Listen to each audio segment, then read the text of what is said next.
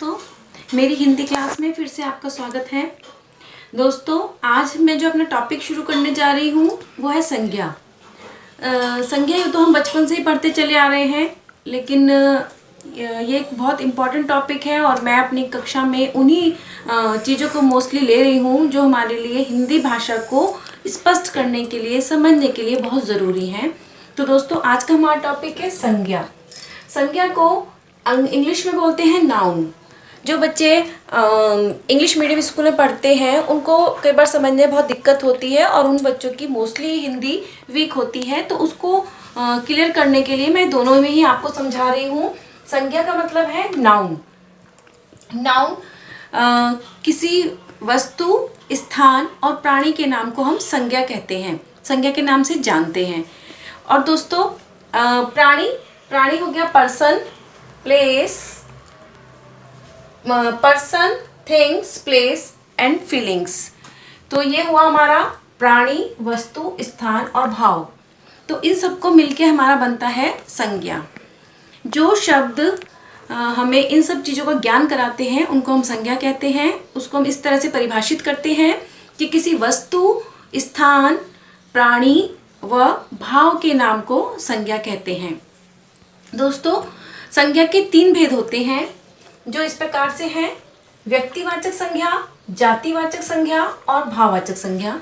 तो जो हमारी व्यक्तिवाचक संज्ञा है दोस्तों, उसको हम बोलते हैं प्रॉपर नाउन। जो जातिवाचक संज्ञा है उसको हम बोलते हैं कॉमन नाउन। और जो हमारी भाववाचक संज्ञा है उसको हम बोलते हैं एब्स्ट्रैक्ट नाउन।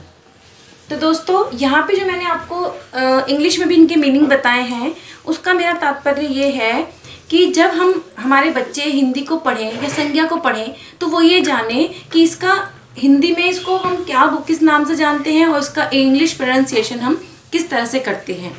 क्योंकि दोस्तों, जब मैंने अपनी कक्षा में इस चीज़ को पढ़ाया और बच्चों को हिंदी के साथ साथ इंग्लिश भी समझाई, तो बच्चों को इंग्लिश में भी इस चीज़ को समझने में बहुत आसान रहा और हिंदी में भी। इसीलिए मैंने अपनी इस वीडियो में इन दोनों ही भाषाओं का प्रयोग किया है। तो दोस्तों, अब मैं आती हूँ अपने टॉपिक पे, व्यक्तिवाचक संज्ञा।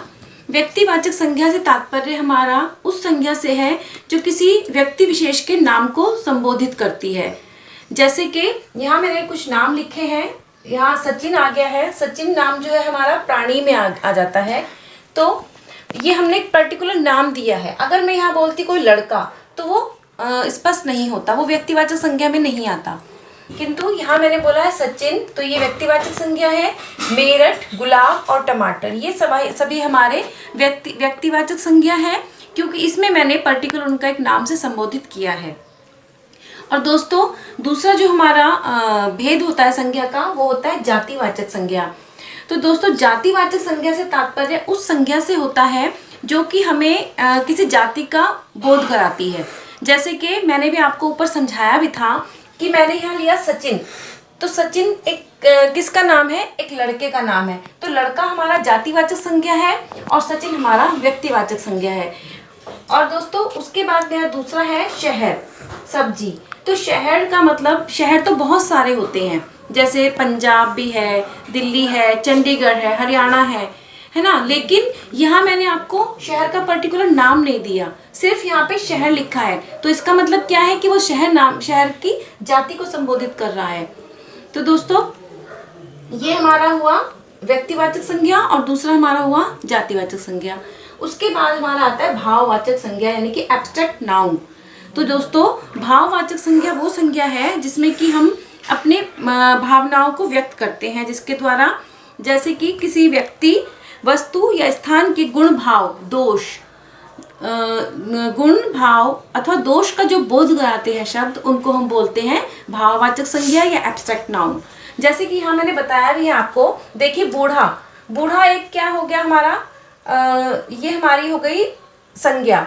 लेकिन ये हमारी जो होगी बुढ़ापा, इसकी भाववाचक संज्ञा होगी। ये हमारा व्यक्तिवाचक संज्ञा है, जातिवाचक संज्ञा है बूढ़ा, और हमारा बुढ़ापा भाववाचक संज्ञा है। उसके बाद सुंदर का सुंदरता बन जाएगा, महान का महानता बन जाएगा और बच्चा का बचपन बन जाएगा। तो वो शब्द जिनसे हमारी कोई फीलिंग्स, हमारे कोई गुण, हमारे कोई दोष, ये सब प्रदर्शित होते हैं, उसको हम भाववाचक संज्ञा की श्रेणी में रखते हैं। तो दोस्तों यहाँ मैंने आपको आज जो समझाए हैं वो नाउन समझाया है, जिसको हम हिंदी में संज्ञा बोलते हैं, जिसको हम परिभाषित करते हैं किसी वस्तु, स्थान अथवा प्राणी के नाम को संज्ञा कहते हैं। उसके 3 भेद मैंने आपको बताए हैं, व्यक्तिवाचक संज्ञा, जातिवाचक संज्ञा और भाववाचक संज्ञा। तो दोस्तों मुझे उम्मीद है कि जो मैंने आपके सामने संज्ञा को परिभाषित किया है अवश्य ही आपके समझ में आया होगा दोस्तों। और कुछ कमियां हर इंसान से रह जाती हैं, हर दोष किसी न किसी कार्य में रह जाता है। तो जो गलतियां या कुछ कमियां रह गई हैं उसके लिए मैं आप सबको सॉरी बोलती हूँ दोस्तों। और जो कहीं भी आपको कुछ समझ में ना आए तो प्लीज़ आप मुझे कांटेक्ट करके मेरे कमेंट्स करके आप बता सकते हो कि हमें ये चीज़ समझ नहीं आई या क्लियर नहीं हुआ, तो मैं उसको क्लियर करने की कोशिश करूँगी दोस्तों। और इसी के साथ मैं अपनी इस वीडियो को विराम देती हूँ। सबको मेरा प्यार भरा नमस्कार और मदर्स डे की ढेर सारी शुभकामनाएं। धन्यवाद।